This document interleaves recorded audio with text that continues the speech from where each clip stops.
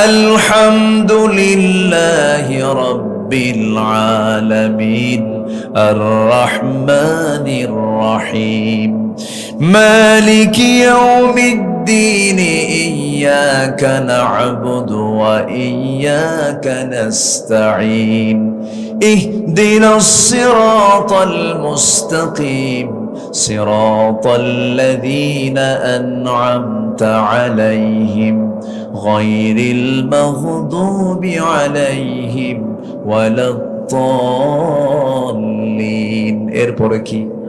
একটু জোরে বলেন, আর একটু জোরে বলেন। এই আমিন নামাজের মধ্যে আসতে না, জোরে জোরে বলার লোক আছে না নাই? মারামারি করবেন নাকি? এগুলোর সময় এখন নয়।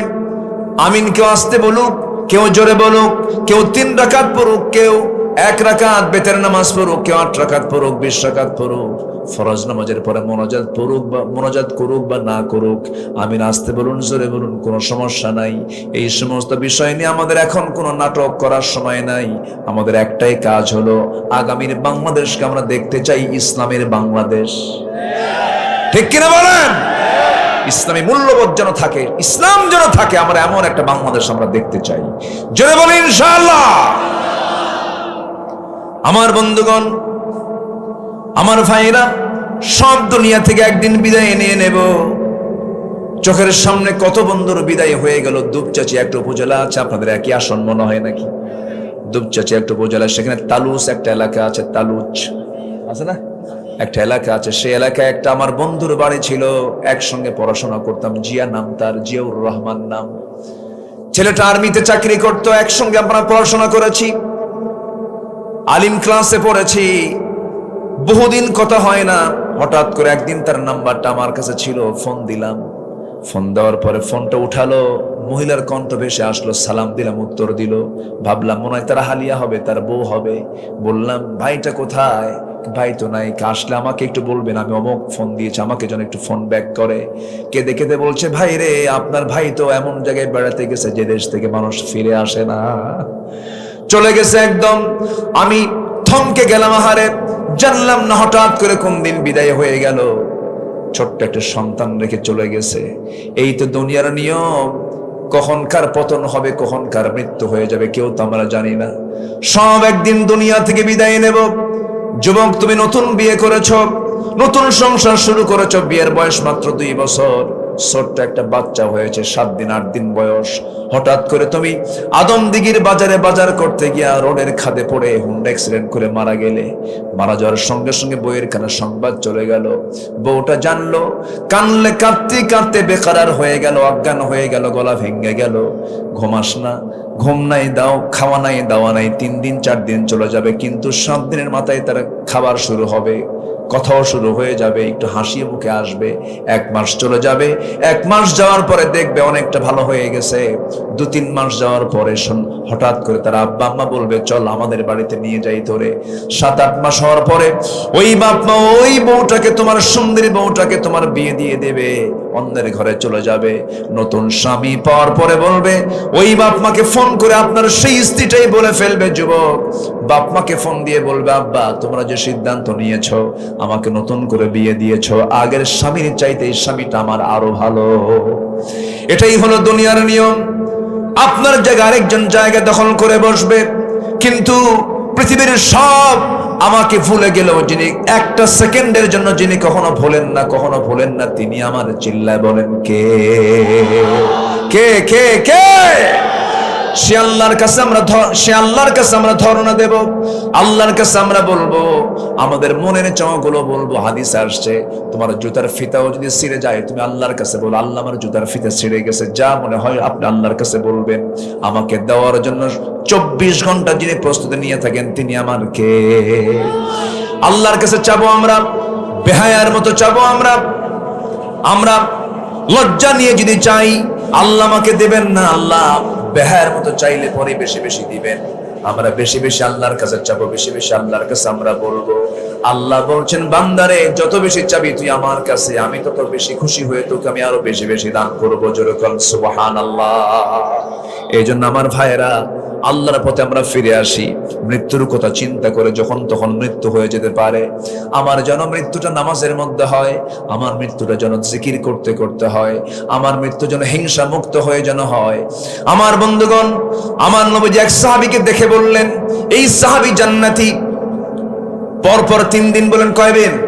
3 দিন বললেন। রাসূল বলছেন, এই বান্দা, এই সাহাবী আমার জান্নাতে। ওমর ফারুক মনে মনে চিন্তা করলেন, কি এমন একটা আমল করে দেখি তো।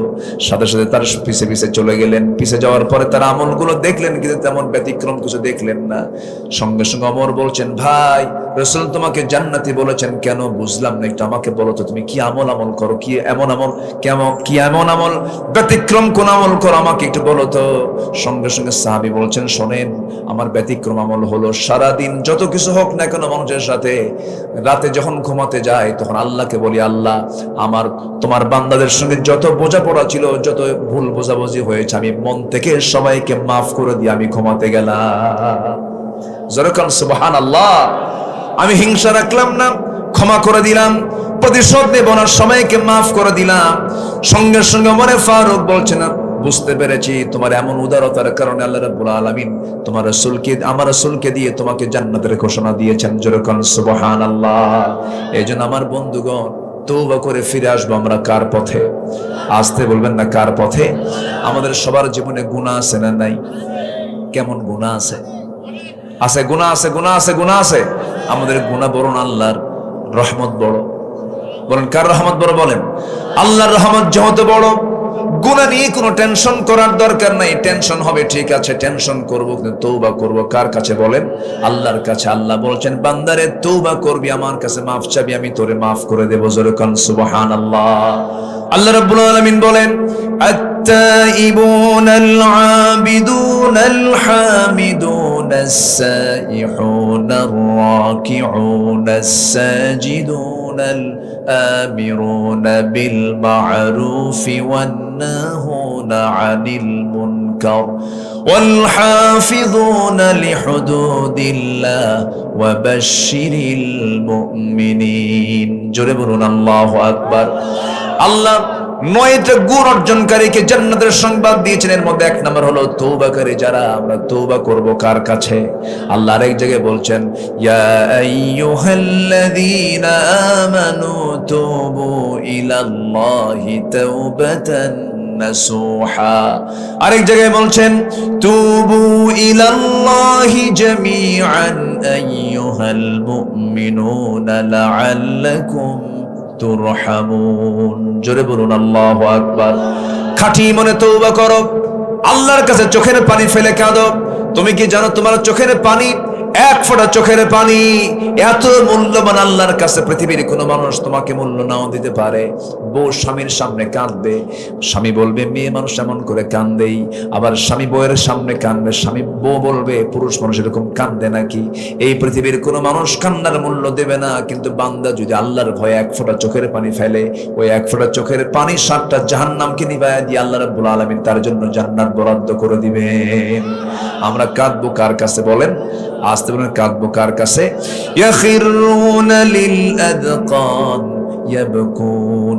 আমরা আল্লাহর কাছে চোখের পানি ফেলে ফেলে কাঁদবো, ডুকরে ডুকরে কাঁদবো। ওয়াল্লাযীনা ইয়াবিতুনা লিরাব্বিহিম সুজদান ওয়া কিয়ামা। জোরে বলুন আল্লাহু আকবার।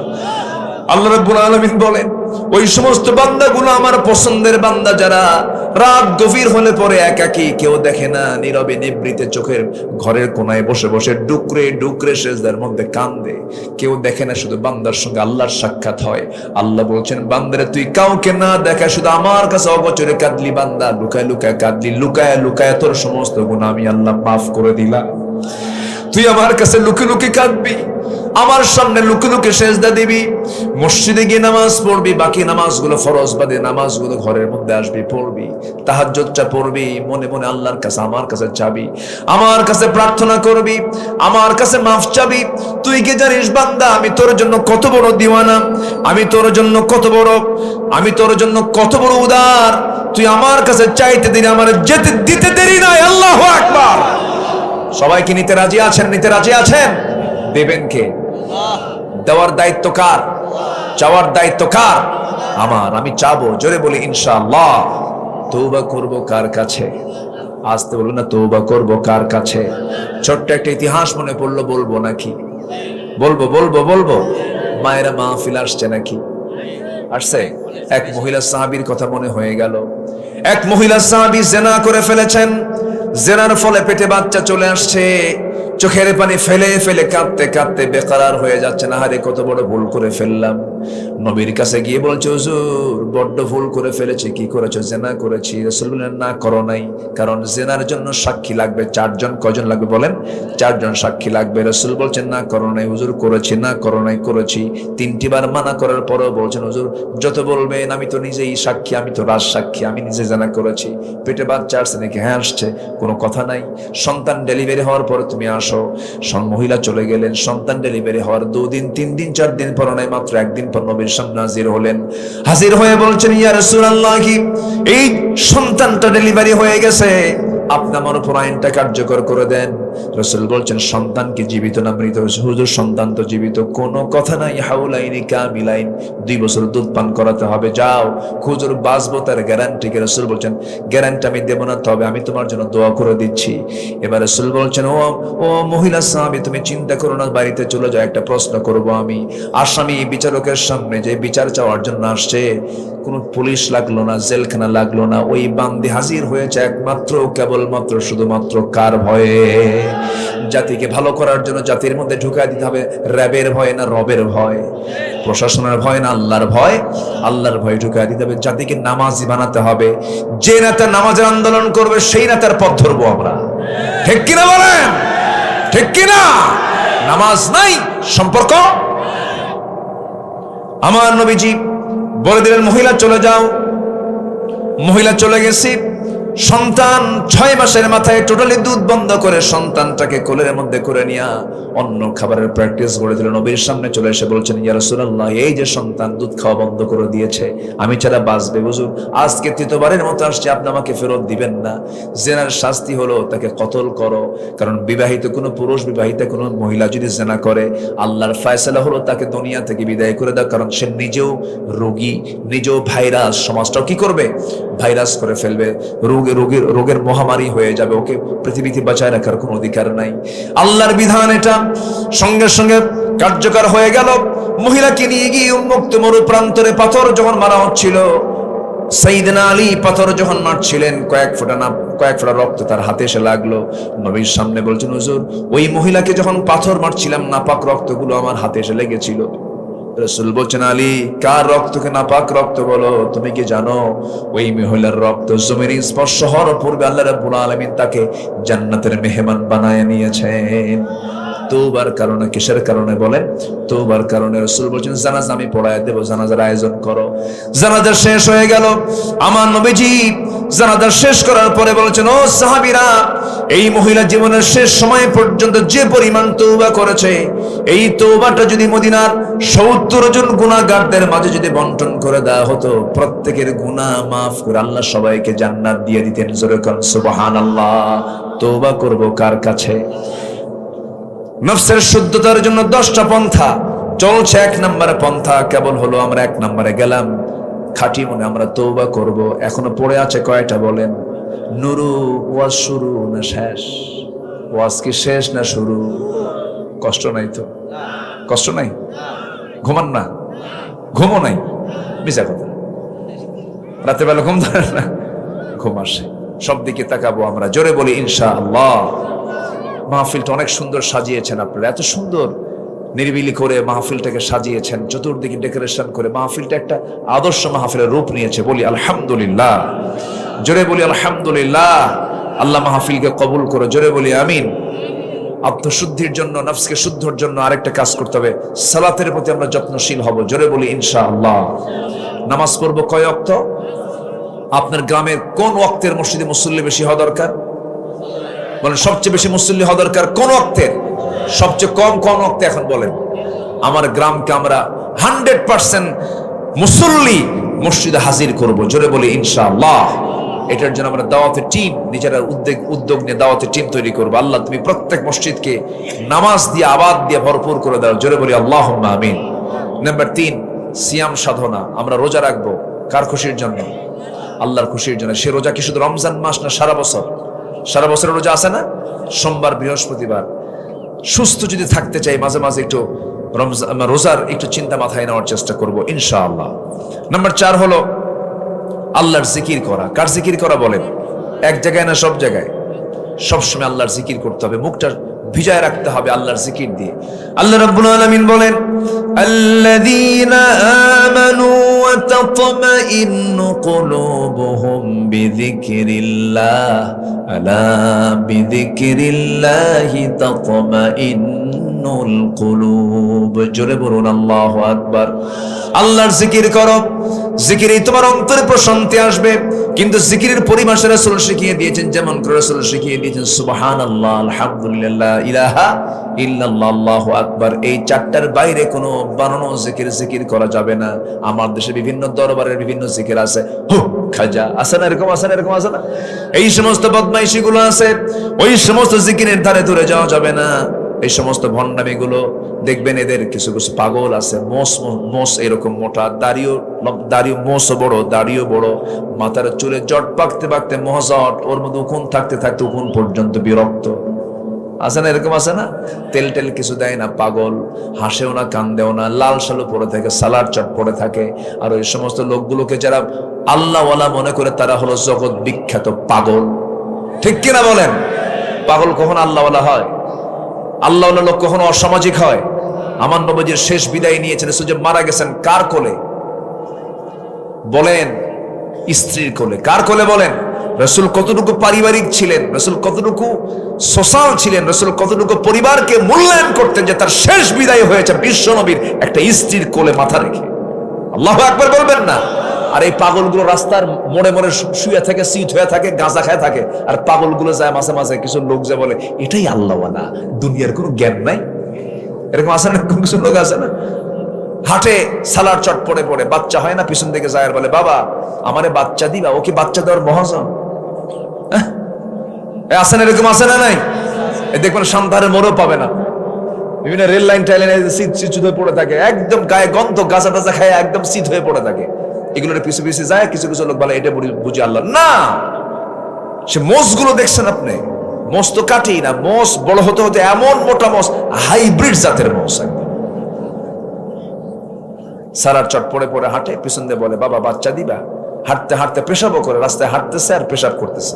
এই পাগল বলে এই তো বাবার রহমতের পানি ঝরা শুরু হয়েছে। এই তো হচ্ছে মানুষ। মানুষ এত পাগল হয়। আমার নবীজি কত ব্যক্তিত্ব সম্পন্ন মানুষ ছিলেন। মাথার চুল রাসূলের বড় ছিল, দুদিকে চুল ছেড়ে দিতেন, এত পরিমাণ তেল দিতেন, তেল চুয়ে চুয়ে পড়তো। রাসূল আতর ঢেলে তালুতে নিয়ে সেই গোটা আতর তিনি গোটা শরীরে মাখাতেন। রাসূলের পোশাক ছিল অত্যন্ত পরিপাটি, পরিচ্ছন্ন। আমার নবীজির মাথা থেকে শুরু করে পা পর্যন্ত প্রত্যেকটা অঙ্গ প্রত্যঙ্গ ছিল স্বচ্ছ, পরিষ্কার, পরিচ্ছন্ন। আল্লাহু আকবার বলেন। রাসূলের পকেটে 3টা জিনিস থাকতো, চিরুনি, কি চিরুনি, এরপরে থাকতো মেসওয়াক, কি থাকতো মেসওয়াক, আরেকটা থাকতো হলো সব সময়ের জন্য আতর, কি থাকতো আতর। এই 3টাই কি বলেন তো? চুল এলোমেলো, চুল সোজা হয়ে গেল কি দিয়া? চিরুনি দিয়ে। একটু মুখে গন্ধ, কি দিয়ে ঠিক হয়ে গেল? মেসওয়াক দিয়ে। একটু গায়ে গন্ধ, কি দিয়া? আতর দিয়া। রাসূল কি ছিলেন, কি টিপটপ ছিলেন। আর তার উম্মতরা গাঁজা খায়, সিট হয়ে পড়ে থাকে, ওটার পিছনে পাগলগুলো যায়। এগুলো কিচ্ছু না, ধরে টরে মাথার চুল টুল কেটে দিয়ে সব ঠিকঠাক করে দেওয়া দরকার, ঠিক কিনা? এগুলো বদমাইশ, এগুলো ভণ্ড, এগুলোর ধারে পাশে আমরা যাবো না। জিকির করবো কার বলেন? জিকির করবো কার? এক জায়গায় না সব জায়গায়? বিপদে পড়লো কার জিকির? আসিয়া আলাইহিস সালামের নাম শুনছেন? আসিয়া আলাইহিস সালাম, আসিয়া কার বউ বলেন? কার বউ? ইমান আছে না নাই? আজকে ইমান আছে না নাই? আর আজকে বহু ইউসুফের বইয়ের ইমান নাই, বহু ইউসুফের বইয়ের ইমান নাই। ফেরাউনের বইয়ের ইমান থাকে, ইউসুফের বইয়ের ইমান। আপনার স্বামীর নাম কি? ইউসুফ, কিন্তু বইয়ের কোনো ইমান নাই। হাইরে মার্কেটে যায়, কিছু যুবক আছে দুষ্ট, নিজের বউকে পরপুরুষকে দেখাতে খুব স্বাচ্ছন্দ্য বোধ করে। একটু সুন্দরী বউ হলে পরে সাজগুজ কইরা বলে যাও আমার বন্ধু আসছে, একটু ওয়েলকাম জানাও। এই দেখতো আমার বউটা দেখতে সুন্দর না? কত বড় বাটপার! এই আছে না নাই? চরিত্রহীন এগুলো। আবার দেখবেন কিছু কিছু আছে বউকে আবার হুন্ডায় চড়ায়। সে হুন্ডা নর্মাল হুন্ডা না তো, R15, প্যাসেঞ্জার সিট হলো 3 তলা আর ড্রাইভিং সিট হলো আন্ডারগ্রাউন্ড। ব্যাস হুন্ডার 3 তলায় উঠায় দিল বউরে, চোখ সাজায়া, ভ্রু সাজায়া, ঠোঁট সাজায়া, আশকারা মাস্কারা সব লাগায়া, লাল লিপস্টিক লাগায়া, লাল শাড়ি পরায়া, চুলটা ছেড়ে দিয়া, চুলের ডিজাইন হলো লাল, নীল, কালো, বিভিন্ন কালার, ভেড়া মডেল। আছেন এরকম, আছে না? আর যুবকদের পোশাকগুলো কি দেখছেন? যুবকদের পোশাক, মেয়েদের রুচিও তো এখন নাই, রুচির মহামারী এখন, রুচি আর নাই। ছেলে পেলে পছন্দ এমনি ভালো কোনো ছেলেকে পছন্দ করে না। কোন ছেলে পছন্দ করে? যাদের প্যান্টের হাঁটু ফাটা। প্যান্টের কি ফাটা? হাঁটু ফাটা প্যান্ট। আব্বা খুব ভালো, ওর না হাঁটু ফাটা প্যান্ট, খুব রুচি, খুব রুচি। এই হলো অবস্থা। মাথার চুলগুলো দেখছেন যুবকদের, কিছু কিছু মাথার চুলগুলো দেখছেন, এই দিকে চুল নাই, পিছনেও চুল নাই, চামড়া বের করা। মাথার উপরে সামান্য কিছু চুল আছে, সেন্ট মার্টিন দ্বীপ। কি বলেন? মানে চতুর্দিকে পানি, মাঝখানে একটা দ্বীপ খাড়া হয়ে আছে। যখন বলা হয় ছেলে তুমি ডিজাইন পাইছো কোথায়, হুজুর বুঝবেন না, এগুলো বুঝবেন না। কোথায় পাইছো কও? মেসি। তুমি কি নেইমার? তুমি কি কুত্তা? জোরে কর না আউযুবিল্লাহ। এগুলো করবো না আমরা। যুবকরা এগুলোর সঙ্গে যাবা না। পোশাক সুন্দর করে ফেলো, মাইন্ডটাকে সেট আপ দাও ইসলাম দিয়ে। মাইন্ড সেট আপ দিবা কি দিয়া? ইসলাম দিয়ে। ফরম্যাট সাজানো ইসলাম দিয়ে। ইসলাম দিয়ে সাজানো জীবন গ্রহণ করো, তোমার জীবনটা ফুলের মতো সুন্দর হয়ে যাবে। আল্লাহ কবুল করেন, জোরে বলি আমিন। আসিয়া কার বউ? বলেন কার বউ? ইমান হারা হইছে? ইমান হারা হয় নাই। আর এখনকার স্বামীগুলো বউটারে হুন্ডায় চড়ায়। হুন্ডায় চড়ে, হুন্ডার তো আওয়াজ নাই। আগের তো ইয়ামাহা হন্ডার যুগে তো ভট ভট ভট ভট আওয়াজ ছিল। এখন তো দামি যতই হুন্ডা হোক না কেন আওয়াজ তো কম। এখন আওয়াজ না হলে তো বউ দেখবে না কেউ। এখন এই আওয়াজটা তৈরি করতে হবে কেমনে? চলে গেছে হুন্ডার দোকানে, যাই কয় এই সাইলেন্সার খোল। কি খোল? পাইপ খুলে ফেল। পাইপ খুলে ফেলার পরে ভট ভট আওয়াজ হয়। হুন্ডায় তুলে এক দিলে এক টানে চলে গেছে কোথায়? না, ও হাঁপানিয়া চলে গেছে। কই গেছে? হাঁপানিয়া। এক টানে হাঁপানিয়া, যে টান দিছে এমন আওয়াজ, দুই পার্শ্ব থেকে তাকায় আর বলে এই কি যায় রে। এই যে আপনি এই সমস্ত অপকর্মগুলো করলেন, এটার জন্য জবাব দিতে হবে কার আদালতে? বউ কি ব্যক্তিগত সম্পদ না জাতীয় সম্পদ? আসতে কয়, বলেন এটা কি পার্সোনাল না পাবলিক? যেরকম বউ কি পাবলিক হয় না পার্সোনাল হয়? আর হুন্ডাই চড়ে ঘুরায় যারা, তারা কি বানায়? পাবলিক। দেখ সব মজা নেই। যেরকম নাউযুবিল্লাহ। এই বিকৃত চিন্তা থেকে আল্লাহ পাক মুসলিম উম্মাহকে হেফাজত করো। জোরে বলি আল্লাহুম্মা আমিন। মেয়েদেরকে মার্কেটে একা পাঠাবেন না। মেয়েদের হজে একা যাওয়া জায়েজ না। হজে একা পাঠাবেন কেন? আপনি স্বামী আছেন, আপনি যাবেন না? আপনি ভাই আছেন যাবেন, বাবা আছেন যাবেন। মেয়েদেরকে একা কখনো পাঠানো ঠিক না তো। মেয়েরা তো রাজরানী, তাদের সাথে একটা হেল্পার থাকবে, চাকর থাকবে, বাপ, ভাই, চাচা, মামা, জামাই, একটা মাহরাম সাথে থাকবে। মেয়েরা একা যাবে না কোথাও।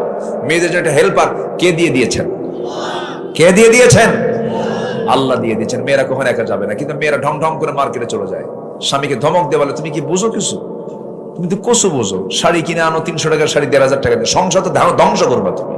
থাকো, বাচ্চা নাও, করে নাও, দুধ খাওয়াও। 1.5 বছরের বাচ্চাকে স্বামীর দায়িত্ব দিয়ে দুধ খাওয়া। চলে গেল মার্কেটে। মার্কেটে গিয়ে ঠ্যাঙের উপরে ঠ্যাং তুলে দিয়ে দোকানদারকে বলে ভাইয়া এটা শাড়ি দেখানো যাবে কি? এমন ভাষা, মাখরাজ, সিফাত দেখছেন তার? কি শব্দ চয়ন, কি সুন্দর করে বলে।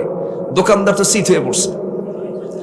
দোকানদার এখন শাড়ি একখান বের করে নিজের গায়ে লটকায় দিয়ে বলে আপা এই শাড়ি কিন্তু আপনাকে দারুণ মানাবে। ওটা আরেক বদমাইশ। আছে না নাই? এগুলো নোংরামি করা যাবে না।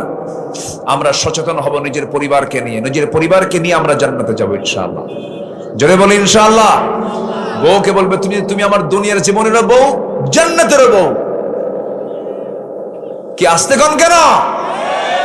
যুবক যারা বিয়ে করেন তারাও কয় ঠিক, তুমি তো বিয়ে করো নাই, তুমি কি করো? হ্যাঁ, ভবিষ্যৎ প্ল্যান আছে মাশাআল্লাহ। জান্নাতে বউ নিবেন না আপনারা? না, এত আওয়াজ আসতে হলে তো লক্ষণ ভালো না। জান্নাতে বউ কি নিবেন আপনারা?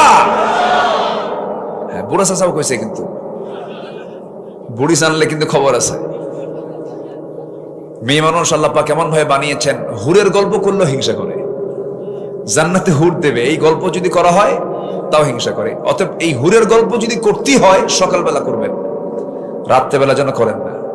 রাত্রে বিছানায়, একই বিছানায় শুইয়া, চাদরের নিচে শুইয়া যদি গল্প করেন হুররা জান্নাতে অনেক সুন্দর হবে, আল্লাহ পাক অনেক নিয়ামত দিয়েছেন, আস্তে করে সে আরেক দিকে কায়তে হবে, তুই ওই দিকে হইয়া হুর নিয়ে শুয়ে থাক।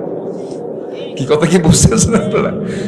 এজন্য আল্লাহ পাক কি যে নিয়ামত দিয়েছেন স্ত্রীর ভিতরে, মাওয়াদ্দাতা ওয়া রাহমা, আল্লাহ পাক স্ত্রীর ভিতরে দিয়েছেন ভালোবাসা এবং রহমত। জোরে কোন আল্লাহু আকবার। বউকে বলবেন আসিয়া হও, কি হও? আসিয়া হও। আসিয়া কার বউ? এরপর ইমান আছে না নাই? আর আমরা ইউসুফের বউ হয়েও আমার মায়ের আপনার ইমানদার হতে পারছেন না, আপনি ইমানদার হবেন। জোরে বলি ইনশাআল্লাহ। আসিয়া আলাইহিস সালামকে বলা হলো, ফেরাউন বলল আসিয়া দিন ছাড়ো, আসিয়া কয় তোমারে ছাড়বো, ইমান ছাড়বো না। জোরে কোন সুবহানাল্লাহ। আমি তোমারে ছাড়বো, ইমান ছাড়বো না। আমি তোমাকে সম্মান করি, কিন্তু এই প্রস্তাব তুমি আমাকে দিও না। ফেরাউন বলল আমি জল্লাদ ডাকবো। ডাকো। ডাকা হলো, বলা হলো তোমাকে টুকরো করা হবে, 2 টুকরো করে দুনিয়া থেকে বিদায় করা হবে। আসিয়া বলছেন তুমি আমাকে মৃত্যুর হুমকি দেখাও, আল্লাহ পাক আমাকে নাকের মধ্যে জান্নাতের ঘ্রাণ দেখায় দেন। যেরকম সুবহানাল্লাহ। আল্লাহ ইতিহাসে কি নাম রেখেছেন আসিয়ার, কোরআনে তার নামটা আসছে, তার দোয়াটা আসছে। সুবহানাল্লাহ বলেন। আল্লাহ পাক তার দোয়া এমন ভাবে পছন্দ করেছেন যে কোরআনের মধ্যে তার দোয়া তুলে ধরেছেন। যখন ফেরাউন তার জন্য জল্লাদ পাঠায়া দিয়া 2 টুকরো করে দুনিয়া থেকে বিদায় করে দেবে, জল্লাদ সামনে রেডি। ফেরাউন বলছে আসিয়া তোমার সঙ্গে আমার কোনোদিন গন্ডগোল ছিল না, তোমার সঙ্গে আমার কোনোদিন লাগেও নাই, সাংসারিক জীবনটা ভালোই ছিল আসিয়া, সব ঠিক থাকবে। তুমি আমার ফার্স্ট লেডি অফ ইজিপ্ট, আমার পরেই তোমার দাম, আমি তোমাকে সব সম্মান দিয়েছি, দয়া করে মুসার দিনটা ছেড়ে দাও। আসিয়া বলছেন এটা মুসার দিন নয়, এটা আমার আল্লাহ তাআলার দিন, আমি ছাড়বো না। সঙ্গে সঙ্গে ফেরাউন কি করলো, জল্লাদকে রেডি করে বলল করাত দিয়ে মাথা ধর।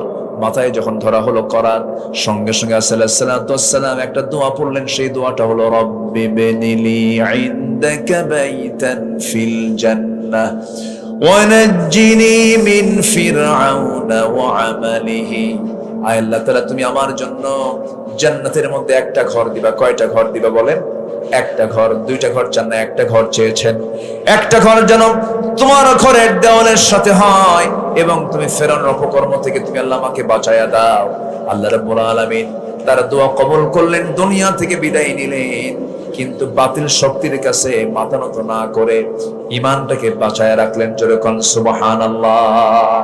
এজন্য জিকির করব কার বলেন? আল্লাহ। তো আল্লাহ কবুল করেন, জোরে বলি আমিন। সবাই কি ফজর নামাজ পড়বেন? 5 ওয়াক্ত নামাজ পড়বেন? আল্লাহ কবুল করুন, জোরে বলি আল্লাহুম্মা আমিন। মন চাচ্ছে আরো কথা বলি, কিন্তু সব দিকে তাকাতে হবে। আপনার তো এক রাত, আমার তো সব রাত। আল্লাহ যা বলায় দিয়েছেন বলি আলহামদুলিল্লাহ, জোরে বলি আলহামদুলিল্লাহ। সবাই আল্লাহ রাব্বুল আলামিন কোরআনে কারীমের ভিতরে সুন্দর করে বলছেন হাল ইয়াস্তাউযিল্লাযীনা ইয়া'লামুনা ওয়াল্লাযীনা লা ইয়া'লামুন। যারা জানে, যারা জানে না, যারা বুঝে, যারা বুঝে না, কখনো সমান হতে পারে না। আর এক জায়গায় বলছেন হাল ইয়াস্তাউযিল আ'মা ওয়াল বাসীর। আর এক জায়গায় বলছেন আফালা ইয়াতাদাব্বারুনাল কুরআন আম আলা কুলুবিন আকফালুহা। জোরে বলুন আল্লাহু আকবার। আমার বন্ধুগণ, মানুষের কি হলো, কোরআন নিয়ে গবেষণা করে না, তাদাব্বুর করে না, দিরাসাত করে না, কিরাত করে না, তেলাওয়াত করে না। কেন? তাদেরকে অন্তর কি তালাবদ্ধ হয়ে আছে নাকি? এই জন্য আমাকে আপনাকে শিখতে হবে, বুঝতে হবে। আগে আমাদের প্রথম হুকুমটা হলো শিখে নেওয়া। কোরআন শিখবো সবার পরে না সবার আগে? সবার পরে না সবার আগে? মরার আগে না মরার পরে? আমার দেশে কোরআন তেলাওয়াত হয় বেশি মরার আগে না মরার পরে? হ্যাঁ, মরার পরে কোরআন তেলাওয়াত হয় আমার দেশে। মরে গেছে সামনে লাশ থুইয়া, অথচ কোরআন বলছে লিয়ুনযিরা মান কানা হাইয়া। আমি কোরআন নাজিল করেছি হলো জিন্দা লোকের জন্য। কি লোকের জন্য বলেন? আর তেলাওয়াত হয় মরার আগে না মরার পরে? মরার পরে না। মূর্খ আর জ্ঞানীটা কি, একটু উদাহরণটা দেব, একটু মনোযোগ দিয়ে শুনবেন।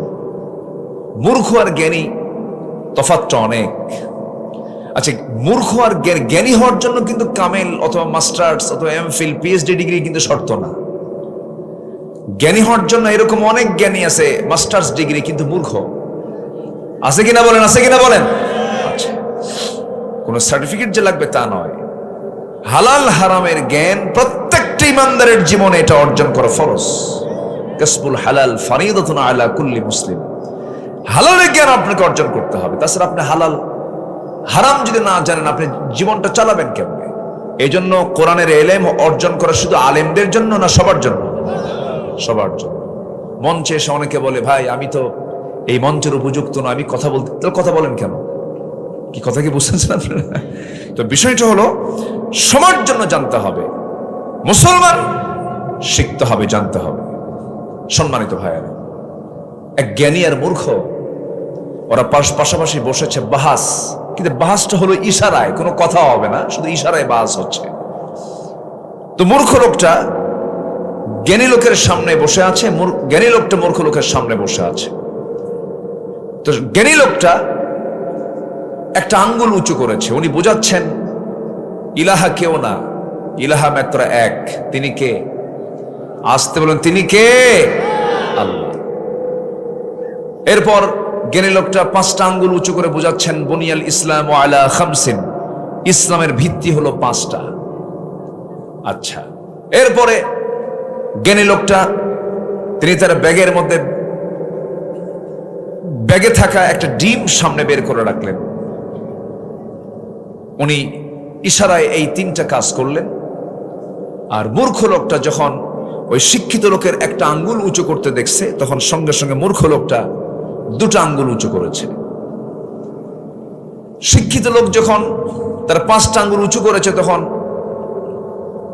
এই মূর্খ লোকটা হাত আগায় নিয়ে ওই জ্ঞানী লোকের গাল বরাবর চলে গেছে। এরপরে জ্ঞানী লোকটা যখন তার ব্যাগের ভিতর থেকে যখন ডিম বের করেছে, তখন সে তার ব্যাগ থেকে একটা পেঁয়াজ বের করেছে। এখন ইশারায় বাহাস শেষ। এবার বলা হলো, জ্ঞানী মানুষ আপনি এটা কি বুঝালেন? জ্ঞানী বলছে, আমি আর কি জ্ঞানী, এই লোকটা আমার চাইতে বেশি জ্ঞানী। কেন? আমি যখন ব্যাগ থেকে আমি যখন আমার হাতের একটা আঙ্গুল উঁচু করেছি, বুঝিয়ে দিলাম যে ইলাহা মাত্র এক, সে সঙ্গে সঙ্গে 2 নখ উঁচু করে বুঝাই দিল ইলাহা 2 জন হবে না, ইলাহা মাত্র একজনই হবে। ও আমার উত্তরটাকে মজবুত করে দিয়েছে। জ্ঞানী লোকের চিন্তা। এবার বলছে, আমি যখন 5 আঙ্গুল উঁচু করলাম, তখন বুঝাই দিলাম ইসলামের ভিত্তি হলো 5টা। সে আমার উত্তরকে মজবুত করে সে আমার হাতের দিকে, আমার দেহের দিকে আগায় নিয়ে আসছে। হাতের 5টা আঙ্গুল চপটাঘাত করতে চাচ্ছে, মানে বুঝাই দিচ্ছে এর চাইতে যে বেশি বলবে তাকে থাপ্পড় মেরে সোজা করে দেওয়া হবে। জ্ঞানের চেতনা এটা। এবার বলা হলো, আমি যখন ডিম বের করে বুঝালাম পৃথিবী ডিমের মতো গোলাকার, তখন সে আমার সামনে পেঁয়াজ বের করে বলছে পৃথিবী শুধু ডিমের মতো গোলাকার নয়, এটাকে আমি পেজের মতো স্তরে স্তরে 7টা আসমান জমিন বানিয়ে দিয়েছি। ঠিক আছে, 7টা আসমান জমিন আমি বানিয়ে দিয়েছি। সম্মানিত ভাইয়েরা, সম্মানিত বন্ধুগণ, এখন মূর্খকে বলা হলো, আপনি বুঝলেন কি? মূর্খ বলে, আমি বুঝলাম সে যখন আমার সামনে 1 নখ উঁচু করেছে, আমি ভাবছি সে আমার একটা চোখ কানা করে দেবে। তো সঙ্গে সঙ্গে আমি 2 নখ উঁচু করে বুঝাই দিলাম, তুই তো আমার 1 চোখ কানা করবে, আমি তোর 2 চোখই কানা করবো।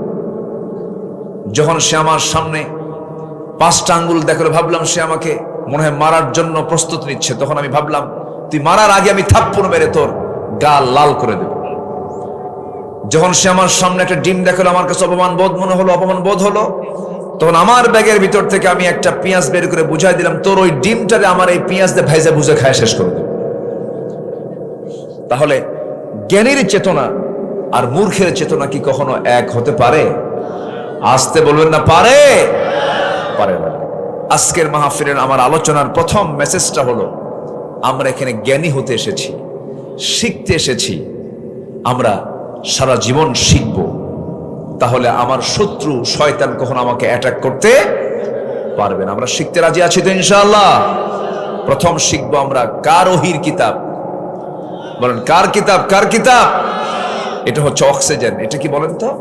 অক্সিজেন। আমার আপনার জীবনের অক্সিজেন হচ্ছে কোরআন। কোরআন ছাড়া আমি আপনি পথভ্রষ্ট হয়ে পড়ব। আমি গোটা পৃথিবীর বহু দেশ সফর করেছি, অনেক আশ্চর্য, অনেক মখলুক, অনেক সৃষ্টি চোখের সামনে পড়েছে, অনেক কিছু দেখেছি।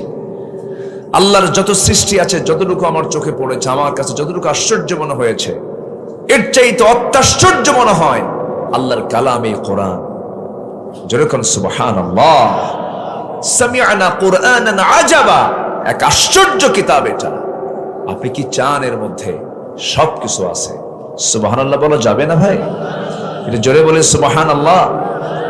বহুদিন আগে একজনকে এক মাহফিল এরকম বললাম, এক বেচারির সামনে দাঁড়ায় বলে, হুজুর সবকিছু আছে এর মধ্যে। এর মধ্যে কি আলু আছে? আলু? তো বললাম আলু কেন? ও আদাসিহা ও বাসালিহা ও ফুমিহা, আদা রসুন পেঁয়াজও আছে। জোরে বলে সুবহানাল্লাহ। সব বলে দিয়েছেন। সেই কিতাব থেকে আমি সামান্য কিছু কথা আমি আজকে প্ল্যান করছি কিছু বলার জন্য। আমাকে সময় দিচ্ছেন তো? কারো কোনো সমস্যা নাই? জোরে বলি ইনশাআল্লাহ। আদমের দিঘিতে এসেছি, এখানে সব আদম সন্তান। আল্লাহু আকবার, আল্লাহু আকবার। আমি খুব খুশি হলাম, আমার এখানে মেয়র মহোদয় আছেন, অনেকে অতিথি হয়ে আসছেন। আমরা কোরআনকে নিয়ে কিছু কথা বলবো আজকে। আমাদের দেহের ভিতরে একটা গোশতের টুকরা আছে, যেটা ঠিক থাকলে সব ঠিক, আর যেটা না ঠিক থাকলে সব বেঠিক।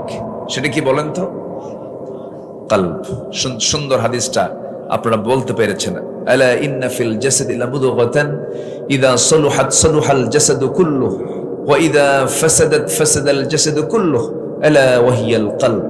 সাবধান, এটা হচ্ছে কলব। তো এই গোশতের টুকরা, এটাকে ঠিক রাখার দরকার আছে না নাই বলেন?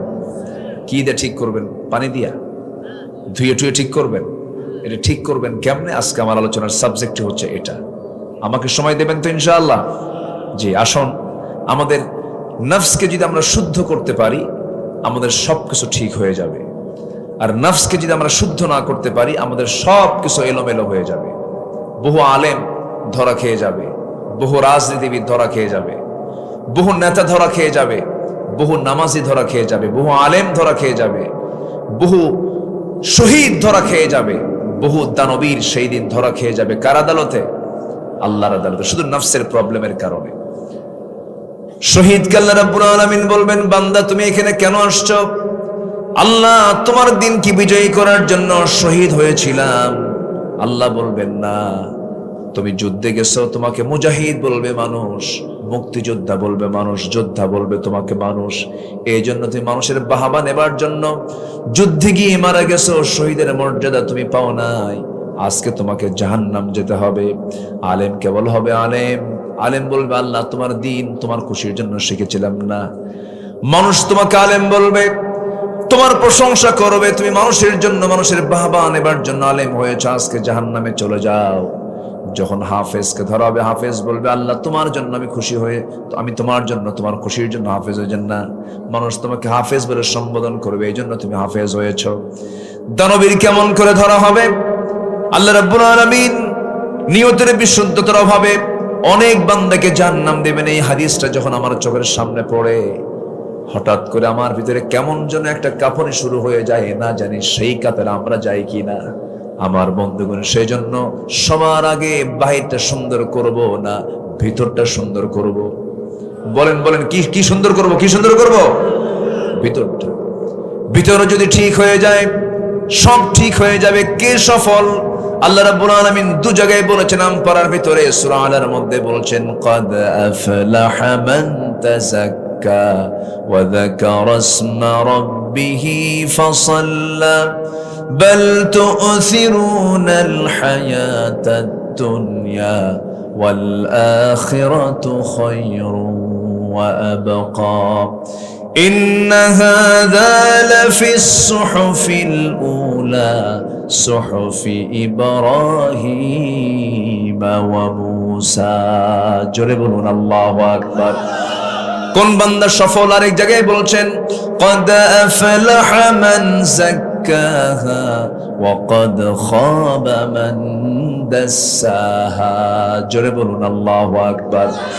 ওই বান্দা সফল যে বান্দা নফসকে শুদ্ধ করতে পেরেছে, যে বান্দা নামাজটা সুন্দর করে পড়তে পেরেছে, যে বান্দা আল্লাহর জিকির, আল্লাহর নাম ধরে জিকির করতে পেরেছে, সে বান্দাগুলো সফল।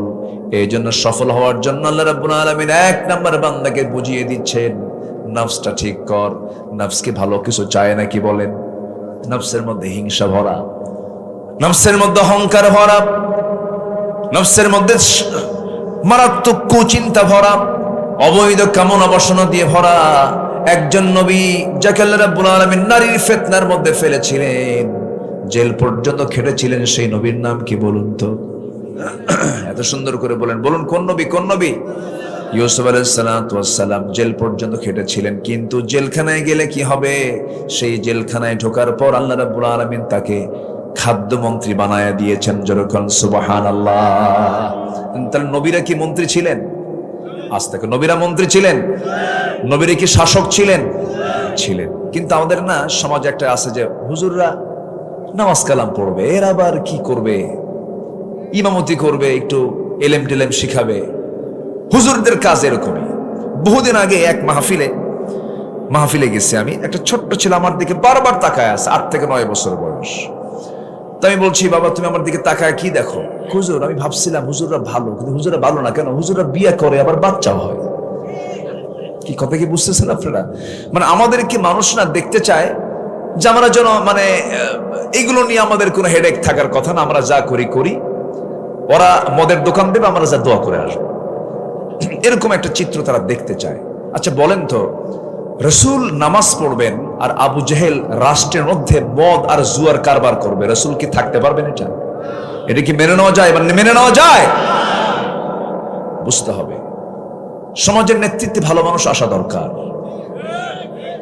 আমাদের দেশে কোনো কিছুর অভাব ছিল না, এখনো অভাব নেই। অপার সম্ভাবনার দেশ বাংলাদেশ, কোনো অভাব নাই আমার দেশে। কে বলেছে অভাব আছে?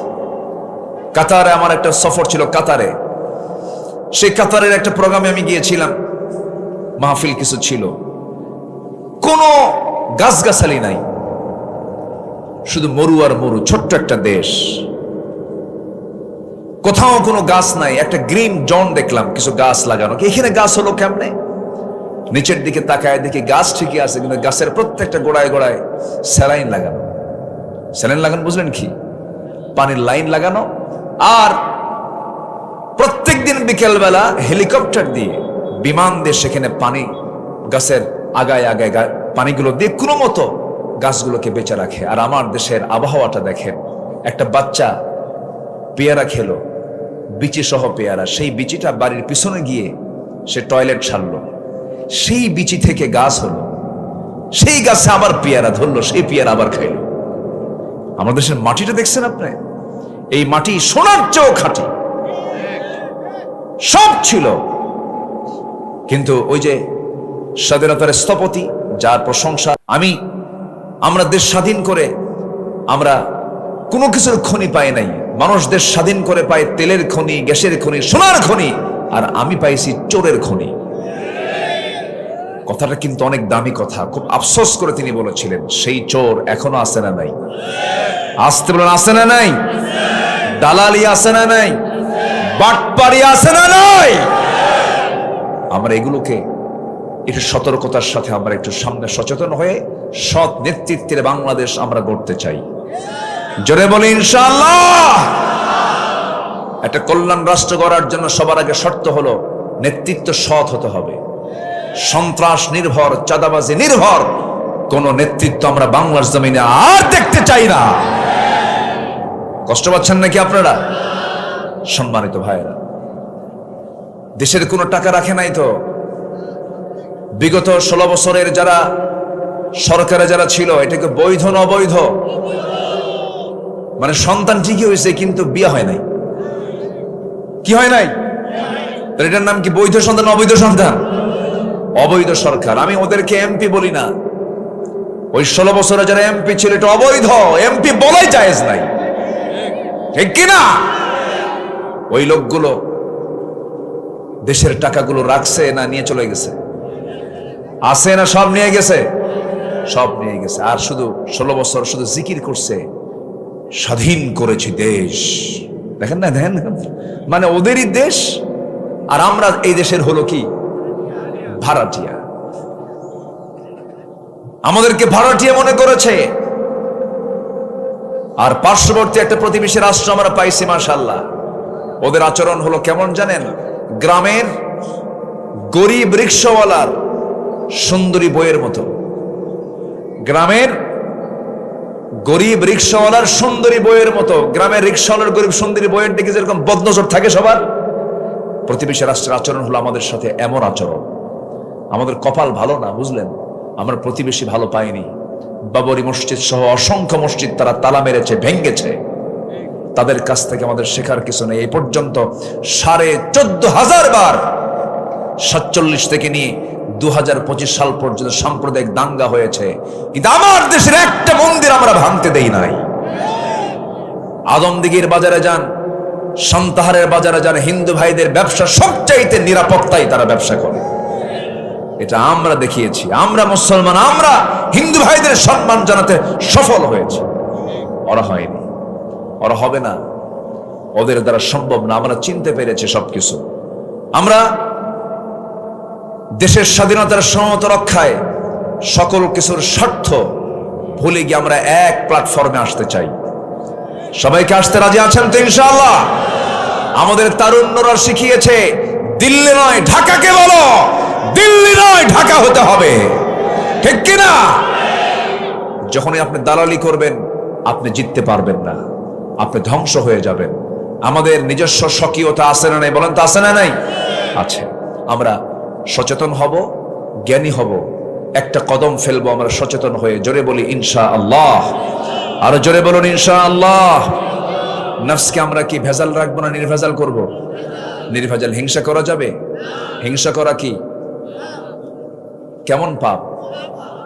বিড়ি খাওয়ার মতো? বিড়ি খাওয়া কি? দেখেন জোরে কইছে, ফতুয়া দিছে একজন, হারাম। মাহফিল এসে আবার বলে, হুজুর বিড়ি খাওয়া কি জায়েজ আছে? মানে খায় তো খাই, আবার জায়েজের চেষ্টা থাকে। এত বিড়ি খায় জাতি, শীতকালে কমে না বাড়ে? সকালবেলার প্রথম নাস্তা কি? বিড়ি। বাথরুমে ঢুকে কি? বিড়ি। খায় একদিকে, ঢুকায় আরেকদিকে। কেমন কথা এটা? আমরা মানুষ তো, মানুষ। আমাদের রুচি এরকম বিকৃত হবে কেন? আমাদের রুচি এত নোংরা হবে কেন? শত শত নয়, হাজার হাজার কোটি টাকা এই বিড়ির পিছনে জাতি খরচ করে। আলহামদুলিল্লাহ। অনেকে আলহামদুলিল্লাহ কইছে মনে হয়। যেরকম নাউজুবিল্লাহ। কোন নেশার দিকে আমরা যাব না। জোরে বলি ইনশাআল্লাহ। সকল নেশা হারাম। সকল নেশা কি বলেন? হারাম। আগে কি ঢালে না আগে টানে? বলেন, বলে আগে টানাটানি না আগে ঢালাঢালি? আগে টানাটানি, এরপরে কি টানলাম তো এখন ঢালি। ওটা ওটার ছোট ভাই, একটার সঙ্গে আরেকটার সম্পর্ক জোড়া আছে না নাই? আছে। আমরা নেশার দিকে যাব না। যুবকরা মাদকে যেও না। স্মার্টফোনের আসক্তি, free fire, PUBG games, casino, এই সমস্ত দিকে সময় নষ্ট করে তোমার জীবন যৌবনকে ধ্বংস করে দিও না। এগুলো বাদ দিয়ে দাও। বিবাহ পূর্ব অবৈধ সম্পর্ক গড়ে তুলো না। শান্তি নাই। মজা পাবা কিন্তু দাউদের মতো, সুলকানের মতো।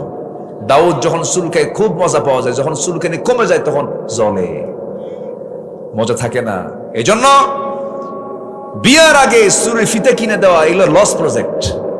এগুলো বাদ দাও। বউ করে এরপর চুরি ফিতে কিনে দাও, তোমার কিসমত ভালো হবে।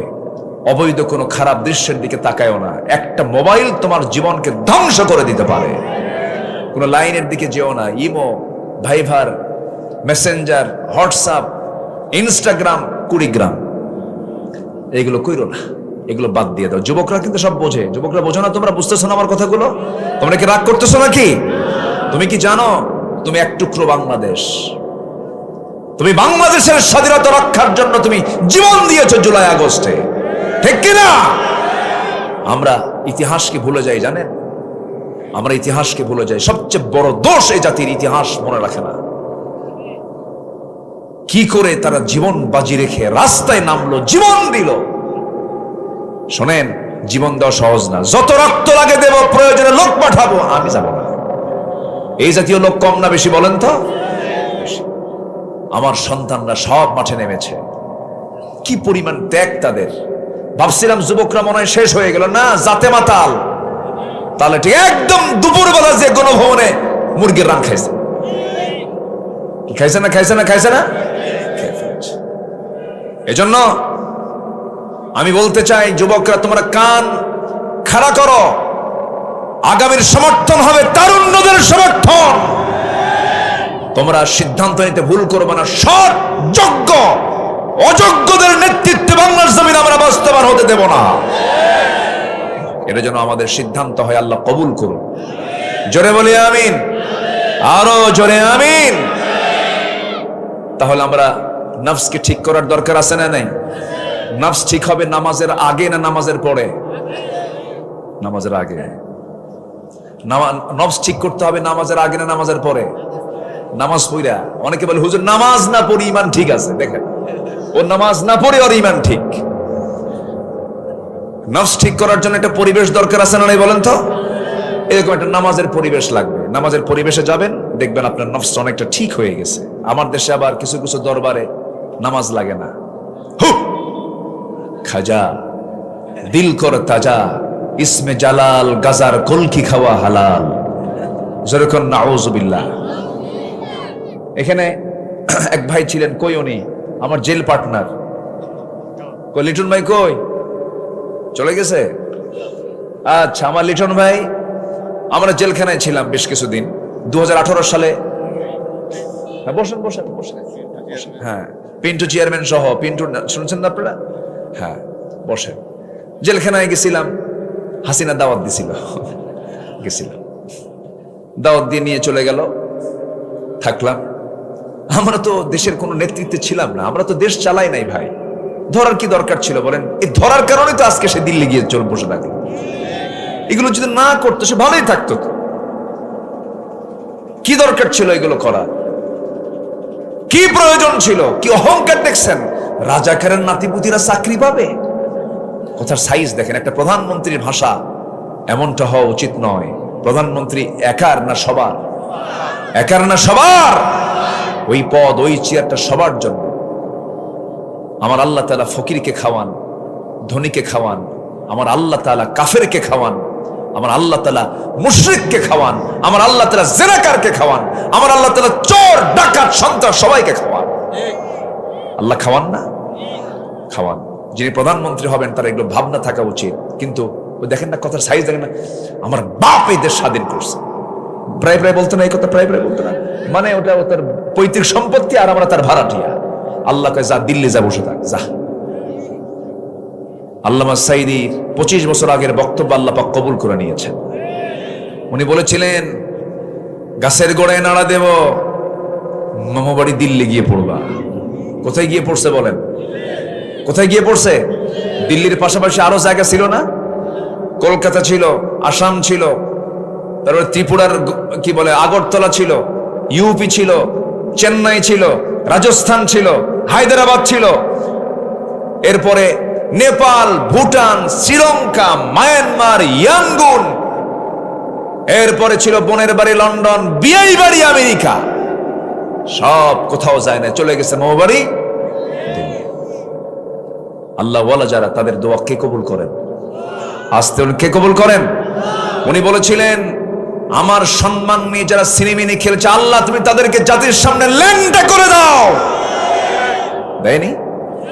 আছে না নাই? আল্লাহ আল্লাহ শোনেন কিনা? শোনেন, আল্লাহ সব শোনেন। আল্লাহু আকবার, আল্লাহু আকবার। সম্মানিত ভাইয়েরা, তাহলে নামাজ পড়ে ইমান ঠিক করব না ইমান ঠিক করে নামাজ পড়ব? বলেন বলেন বলেন। হ্যাঁ, আচ্ছা বলেন তো, আমার দেশে কোন ওয়াক্তে সবচাইতে কম মুসল্লি মসজিদে পাওয়া যায়? ফজর। আচ্ছা বলুন আবার, আমার দেশে কোন ওয়াক্তে সবচাইতে বাড়িতে মানুষ বেশি পাওয়া যায়? বলেন। এখন চুপ করে আছে, দেখছেন কেউ হয় না। তাহলে ফজর ওয়াক্তেই মসজিদে কম মুসল্লি, আবার ফজর ওয়াক্তেই বাড়িতে মানুষ বেশি থাকে। তাহলে মানুষগুলো বাড়িতে বসে কি কামটা করে? কি করে? কিন্তু আল্লাহ বলছেন, আসসালাতু খায়রুম মিনান নাওম। ঘুম থেকে কি? নামাজ উত্তম। ঘুমায়। মনে আছে কি আপনাদের কোন এক শুক্রবারে মাঝখানে ভূমিকম্প হলো? শুনছেন আপনারা? একটু টেরও তো পাওয়ার কথা। ধাক্কা মারছেন একটা। এই ধাক্কা কার? বলেন, এই ধাক্কা কার ধাক্কা? আল্লাহর ধাক্কা। কি সহজ না জটিল? বিল্ডিং বানালেন, যুগ যুগ ধরে বিল্ডিং বানায় রাখলেন, আর একটু নাড়া দিলে সব শীত হয়ে পড়বে, একটাও থাকবে না। কার কথা? সেদিন ঢাকা সিটিতে কোনো বাড়িতে মানুষ ছিল না, একটা ঢেউ দিয়ে গেছে আল্লাহ, একটা ঢেউ, একটা নাড়া দিয়ে গেছে, একটা বাড়িতে মানুষ নাই। যখন বাড়ি থেকে নামছে পায়ে জুতা ছিল? এখানে কি কোট টাইটাই ছিল? কিছু ছিল? কেমনে দৌড় মারছে? যা ছিল সাথে মারছে দৌড়। দৌড় মেরে বাড়ি ঘর যা আছে সব থুইয়া রাস্তার ফকির। মাত্র কয়েক সেকেন্ডের কিসের ফকির? কন রাস্তার ফকির। আচ্ছা, এই যে বের হলো ঘর থেকে 10:30টার দিকে, কার ভয়ে? আল্লাহ। ভালো করে কোন আল্লাহর ভয়ে বের হয়েছে? আল্লাহর ভয়ে বের হতো কোন সময়? ফজরে। বলেন, আল্লাহর ভয়ে বের হতো কোন সময়? বলেন তো ফজর। ফজরে বের হয় নাই দেখেই তো মরার ভয় দিছে এখানে আল্লাহ। বের হ, যা। মনে হয় রাগ করতেছেন আপনারা? যদি ওই দিনের ভূমিকম্প, মাঝে মাঝে চিন্তা করি জানেন, ওই দিনের ভূমিকম্প যদি 11 সেকেন্ড 10 সেকেন্ড না হয়ে যদি মোটামুটি 1 মিনিট যদি থাকতো, 5.7 মাত্রায় যদি ভূমিকম্প হতো, ঢাকার যে ক্ষতিটা হতো আগামী 100 বছরও তা পূরণ হতো না। আমার আল্লাহ তাআলার কি ক্ষমতা! আর সে আল্লাহর জমিনে থেকে বান্দা কত বড় বিদ্রোহ করে, আল্লাহর বিরুদ্ধে কথা বলে। আবুল সরকার কয় আল্লাহর মাথাও নাই, কিছুই নাই, এবং বলে আল্লাহ কোরআনে নাচতে কইছে কয়েকবার। কেমনে? কুল আউযু বিরাব্বিন নাস মালিকিন নাস, তোরাও নাস। উচিত ছিল এদেরকে আম গাছের সঙ্গে বাইন্ধে থুইয়া 1.5 হাতের লাঠি দিয়ে 1.5 হাত লাঠি পিটাইয়া সোজা করা দরকার, ঠিক কিনা? বদমাইশ এগুলো। আবার এদের পক্ষে ফরহাদ মাজহাররা কথা বলে, এগুলো বদমাইশ, এগুলো সব, এগুলো বাজে কথা বলবেন না। এগুলো যারা নাস্তিক, আগামীর সরকারের যারা আসবেন, আমাদের দাবি হচ্ছে, ইমানের দাবি এটা, আল্লাহ রাসূল কোরআন ইসলাম নিয়ে যারা বাজে কথা বলবে এমন আইন প্রণয়ন করা হোক যা 54 বছর হয়নি। এই সমস্ত নাস্তিক মুরতাদদের প্রকাশ্যে ধরে হত্যা করে এদের রক্ত মাংস হাড় হাড্ডি কুত্তা বিলাই দিয়ে খাওয়ানো দরকার। রাজি আছেন কারা কারা? হাত উঁচু করে দেখান মুসলমান।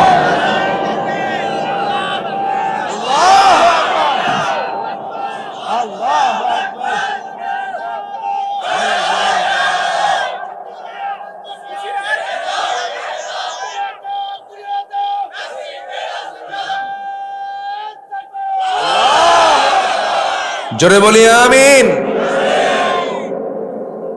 আমার রাসূলকে গালি দিলে তার পৃথিবীতে বাঁচার কোন অধিকার আছে? রাসূল বলেছেন ফাকতুলুহু, যারা রাসূলকে গালি দিবে তাদেরকে হত্যা করো। রাসূলকে গালি দিলা, তোমার পৃথিবীতে থাকারই তো অধিকার নাই। টাঙ্গাইলে এক পাগল আছে, সেদিন বলতেছে যে আমার তো কোনো গুনাই নাই, আমি আমিন কব কেন? দেখছেন, আমার কোন গুনাহ আছে যে আমি আমিন কব? অথচ আমার আব্বা আদম আলাইহিস সালাম পৃথিবীতে নেমেই কোন দোয়া করেছিলেন? সবাই বলেন, রব্বানা যালামনা আনফুসানা ওয়া ইল্লাম তাগফির লানা ওয়া তারহামনা লানাকুনান্না মিনাল খাসিরিন। ও আল্লাহ, নফসের উপরে জুলুম করেছি, তুমি যদি না মাফ করো আমি ক্ষতিগ্রস্তদের অন্তর্ভুক্ত হয়ে যাব। একজন নবীর দোয়া, একজন কি দোয়া? নবীর দোয়া। আবার ইব্রাহিম আলাইহিস সালাম বলছেন, রব্বানা তাকাব্বাল মিন্না ইন্নাকা আনতাস সামিউল আলিম।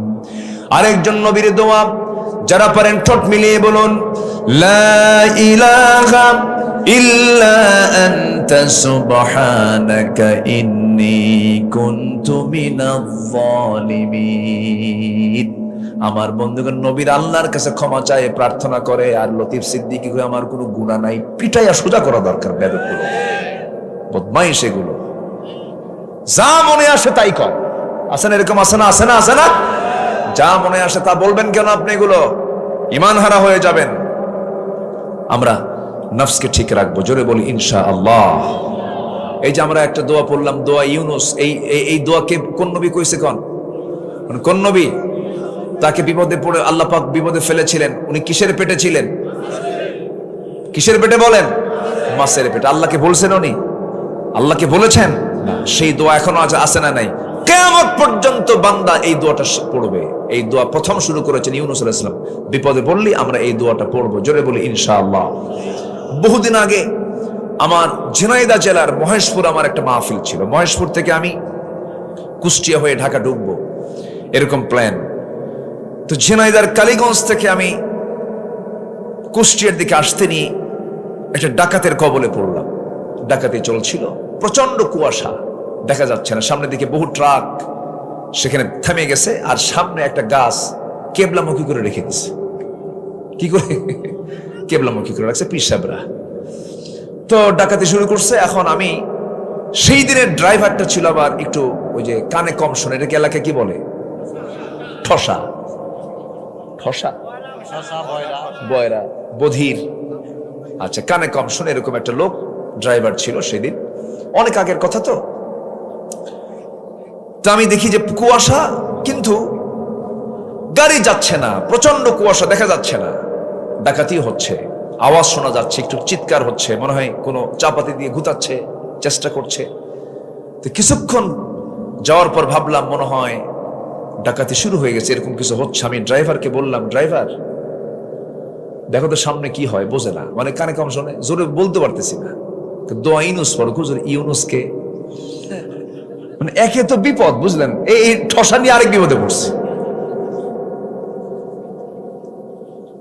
নিজে দোয়া ইউনুস পড়া শুরু করলাম। এক পর্যায়ে দেখি দোয়া ইউনুস যত বেশি পড়তেছি, ডাকাতের একটা গ্রুপ, ডাকাতের একটা দলের একটা লোক এসে দরজায় গেটের কাছে এসে কাঁচের কাছে টোকাচ্ছে। আমি সিটটা ফোল্ডিং করে শুয়ে আছি যেন না দেখে, কিন্তু মনে মনে চিন্তা করলাম, আল্লাহ দোয়া কইলাম ইউনুস, কিন্তু টোকায় কেন? কি কথা কি বুঝতেছ? ও তোমারে ডাকে, কি করবো আল্লাহ? থরথর করে কাঁপতেছিলাম। কারণ তাদের ভিতরে তো সেই মায়া দয়া কাজ করবে না, কারণ সেটা তো তারা উত্তেজনা নিয়ে, সেখানে তারা একটা মাইন্ড সেট আপ নিয়ে তারা ডাকাতি করতেছে। এই সময় তো তাদের মায়া দয়া কাজ করবে নাকি? যত মায়া দেখাবে সে তো নিজেই মানা পড়ে যাবে। এতে তো তার একটা চেষ্টা, যদিও সেটা হারাম, কিন্তু চেষ্টা তার হারাম চেষ্টা। বারবার দোয়া ইউনুস পড়তেছিলাম, বারবার আমাকে ডাকতেছিল, কিন্তু কোনো উত্তরও দিচ্ছি না, দরজাও খুলতেছি না। শেষ পর্যন্ত আমি দেখতে পেলাম সামনে থেকে একজন ইশারা দিল, কেমন করে যেন একটা ডাক দিল, সে চলে গেছে। ডাকাতি শেষ হলো। আল্লাহ পাক আমাকে সেই রাতের জন্য এটা বাঁচায়া দিলেন। আলহামদুলিল্লাহ, জোরে বলি আলহামদুলিল্লাহ। বাঁচাতে পারেন কিনা বলেন? বাঁচাতে পারেন কিনা বলেন? কে বাঁচান? আজ তো কে বাঁচান? কে বাঁচান? কে বাঁচান? আল্লাহ বাঁচান। আল্লাহর কাছে চাবো আমরা, আমাদের দায়িত্ব আল্লাহর কাছে চাওয়া। আল্লাহর দায়িত্ব হলো আমাকে দিয়ে দেওয়া।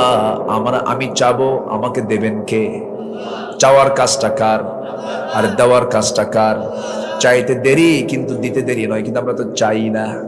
বারবার মেয়ে হয়, 4টা মেয়ে হওয়ার পরে মেয়ের মা বলে, আল্লাহ তোমার চোখ কানা, তোমার কাছে কি চাবো? আর রহিমউদ্দিন বাড়ির 4টা ছেলে, আমার বাড়ির 4টা মেয়ে, ওই বাড়ির 2টা ছেলে আমার বাড়ির দিলিত হয়ে যেত। দেখছেন কি চিন্তা, দেখেন অঙ্ক, দেখেন এরকম আছে কিনা বলেন? এইরকম করে আল্লাহর কাছে চাইলে হবে না, আল্লাহর কাছে চাইতে হবে চাওয়ার মতো করে। আল্লাহ রাব্বুল আলামিন বলছেন, বান্দারে তুই যদি আমার কাছে চাওয়ার মতো চাইতে পারিস, তোর চাইতে দেরি হয়ে যাবে, আমি তোকে দিতে আমার দেরি হবে না। জোরে কোন সুবহানাল্লাহ। ধৈর্য সহকারে আমরা আল্লাহর কাছে চাবো। ইস্তাঈনু বিস-সাবরি ওয়াস-সালাহ। আমার ভাইয়েরা, মূল বিষয়ের দিকে যাচ্ছি আমরা। নফসকে আমরা ঠিক করে ফেলবো, নফসকে আমরা শুদ্ধ করে ফেলবো। নফসকে শুদ্ধ করার জন্য মোটামুটি 10টা পন্থা আল্লাহ রাব্বুল আলামিন কোরআনে বলে দিয়েছেন। 10টা পন্থার কথা বলবো আমি। নফসকে শুদ্ধ করার জন্য 1 নাম্বার পন্থা হলো আমরা খাঁটি মনে তওবা করব। রাজি আছেন? সবাইকে রাজি আছেন? ওই যে পিছনের 2টা লোক উঠলো, আমি কি শেষ করে দেব? তো এই ওঠা বসা কেন? একটু বসেন না ভাই, একটু বসেন। কত সময় কত দিকে চলে যায়, কত সময় নষ্ট করে ফেলি আমরা। আর এখানে বসে আছেন, যে জায়গায় বসে আছেন, আপনি কি জানেন এই জায়গায় বসে থাকার কারণে আমার আপনার আমলনামা থেকে গুনাহগুলো ঝরে যাচ্ছে? একটু জোরে বলে সুবহানাল্লাহ। এবং আল্লাহর রহমত অবারিত, আল্লাহর অবারিত রহমত এখানে বর্ষণ হচ্ছে, বলে আল্লাহু আকবার। কেউ যাবেন না, কেউ যাবেন না, দয়া করে আমরা একসঙ্গে দোয়া করে এখান থেকে উঠবো। আল্লাহ কবুল করুন, জোরে বলি আল্লাহুম্মা আমিন। তো নিজের নফসকে শুদ্ধ করার জন্য এক নম্বর কাজ হলো আমরা তওবা করব। সবাইকে রাজি আছেন?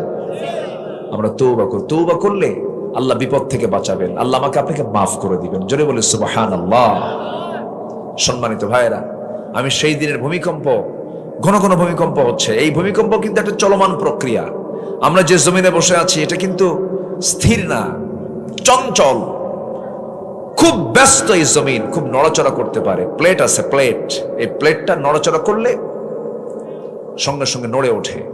এই নড়াচড়া যেন না হয় আল্লাহ পাক এটাকে আবার ব্যালেন্স করার জন্য আল্লাহ পাক বিভিন্ন জায়গায় মোড়ে মোড়ে কি দিয়েছেন? পাহাড় দিয়েছেন। পাহাড়গুলো আল্লাহ পাক এমন ভাবে সেট করেছেন, নওগাঁর মানুষ পাহাড়কে বুঝবে না, দিনাজপুরের মানুষ পাহাড়কে বুঝবে না। বগুড়া, দিনাজপুর, নওগাঁ, রাজশাহী এগুলো হচ্ছে সমতল। পাহাড়ি অঞ্চল হলো, আপনি চলে যান সিলেটের দিকে, ত্রিপুরার দিকে, চলে যান আপনি পঞ্চগড় পার হয়ে হিমালয়ের দিকে, চলে যান আপনি বান্দরবানের দিকে, যেন নববধূর মতো সাজিয়ে রেখেছেন আল্লাহ তাআলা, সুবহানাল্লাহ বলেন। চলে যান কক্সবাজারের দিকে, চলে যান চট্টগ্রাম, টোটাল সিটির দিকে তাকান আপনি, মহেশখালী, কুতুবদিয়া, এইদিকে যান।